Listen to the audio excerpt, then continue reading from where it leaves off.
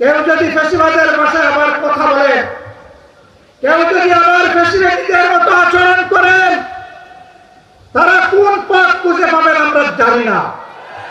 ফ্যাসিবাদীরা বিদায় নিয়েছে, ফ্যাসিবাদ এখনো বিদায় নেয় নাই। আমরা পরিষ্কার বলতে চাই, ফ্যাসিবাদ কালো না লাল, কোন ফ্যাসিবাদকে আর বাংলার জমিনে বরদাস্ত করা হবে না ইনশাআল্লাহ। কেউ যদি ফ্যাসিবাদের ভাষায় আবার কথা বলেন, কেউ যদি আবার ফ্যাসিবাদীদের মতো আচরণ করেন, তারা কোন পথ খুঁজে পাবেন আমরা জানি না। কিন্তু আমরা তাদেরকে পরিষ্কারভাবে বলে দিতে চাই, বাংলার জমিনে এই দেশের আপামর ছাত্র তরুণ মেহনতি জনতা ফ্যাসিবাদকে বরদাস্ত করবে না। আমরা অতীতে রুখে দিয়েছিলাম আল্লাহর উপর ভরসা করে, ভবিষ্যতে কেউ মাথা তুললে তাও রুখে দেওয়া হবে ইনশাআল্লাহ। কাউকে ছাড় দেওয়া হবে না।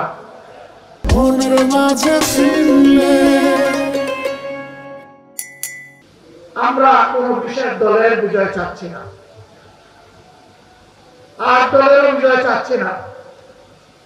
আমরা বাংলাদেশের 18 কোটি মানুষের আকাঙ্ক্ষার বিজয় চাই, আর সেই আকাঙ্ক্ষার বিজয় হবে কোরআনী আইনের মাধ্যমে ইনশাআল্লাহ। এর বাইরে গিয়ে এটা প্রমাণিত হয়ে গেছে, কোনো কিছু দিয়ে আর বাংলাদেশকে এগিয়ে নেওয়া সম্ভব নয়, সুশাসন প্রতিষ্ঠা করা সম্ভব নয়। আমরা আপনাদেরকে আহ্বান জানাবো, বিজয়ের এই হুঁশিয়ারিটা, বিজয়ের এই বাসিটা, ইসলামের প্রবেশদ্বার, ইসলামাবাদ খ্যাত এই চট্টগ্রাম থেকে আপনারা বাজাবেন ইনশাআল্লাহ।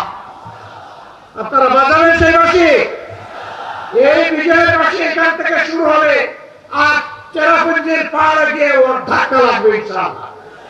সারা বাংলাদেশ ইনশাআল্লাহ কোরআনের আলোকে আবাদ হবে। আগামী বাংলাদেশ কোরআনের বাংলাদেশ।